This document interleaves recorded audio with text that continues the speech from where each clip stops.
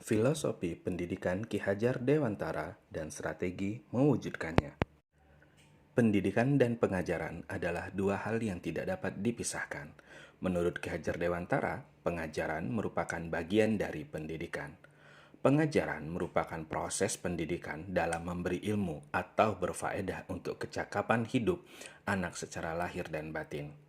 Sedangkan pendidikan memberikan tuntunan terhadap segala kekuatan kodrat yang dimiliki anak agar ia mampu mencapai keselamatan dan kebahagiaan yang setinggi-tingginya, baik sebagai manusia maupun sebagai anggota masyarakat. Peran pendidikan diibaratkan sebagai seorang petani atau tukang kebun yang tugasnya adalah merawat sesuai kebutuhan dari tanaman-tanamannya itu. Agar tumbuh dan berbuah dengan baik, tentu saja beda jenis tanaman, beda pula perlakuannya. Artinya bahwa kita seorang pendidik harus bisa melayani segala bentuk kebutuhan metode belajar siswa yang berbeda-beda. Kita harus bisa memberikan kebebasan kepada peserta didik untuk mengembangkan ide berpikir kreatif, mengembangkan bakat minat siswa dalam merdeka belajar. Tetapi kebebasan itu bukan kebebasan yang mutlak. Perlu adanya tuntunan dan arahan dari guru agar anak-anak tidak kehilangan arah. Ki Hajar Dewantara mengingatkan guru untuk terbuka dan mengikuti perkembangan zaman. Namun, tidak semua yang baru itu baik. Oleh karena itu, perlu kita selaraskan dulu. Dan Indonesia memiliki banyak potensi kultural yang dapat dijadikan sumber belajar. Ki Hajar Dewantara juga menjelaskan dasar pendidikan anak berhubungan dengan kodrat alam dan kodrat zaman. Kodrat alam terkait dengan kondisi lingkungan di mana anak-anak tinggal, sedangkan kodrat zaman terkait dengan isi dan birama. Artinya setiap anak sudah membawa sifat atau kodrat mereka masing-masing. Guru tidak bisa menghapus sifat dasar tadi.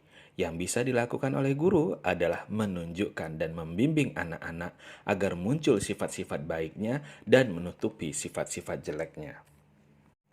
Peran guru adalah melayani siswa dengan setulus hati sesuai kodratnya, memberikan teladan, semangat, dan dorongan untuk menjadikan mereka sebagai pribadi yang terampil, berakhlak mulia, dan bijaksana. Dengan mewujudkan Merdeka Belajar, maka akan terwujud profil pelajar Pancasila, yaitu mewujudkan pelajar Indonesia sebagai pembelajar sepanjang hayat yang memiliki kompetensi global dan berperilaku sesuai nilai-nilai Pancasila, dengan 6 ciri utama. Yang pertama, beriman, bertakwa kepada Tuhan Yang Maha Esa, dan berakhlak mulia. Kedua, berkebinekaan global. Ketiga, gotong royong. Keempat, mandiri. Kelima, bernalar kritis. Keenam, kreatif.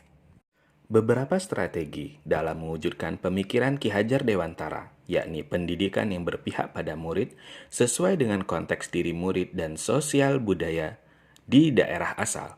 Yang pertama adalah mengenal dan memahami nilai sosial budaya peserta didik. Yang kedua adalah memahami minat dan gaya belajar masing-masing peserta didik. Yang ketiga adalah menggali potensi peserta didik. Yang keempat adalah dengan melakukan refleksi. Yang kelima, mendesain dan melaksanakan pembelajaran yang bermakna. Dan yang keenam adalah menggerakkan semua stakeholder sekolah dalam mewujudkan Merdeka Belajar. Sekian dari saya, terima kasih, semoga bermanfaat.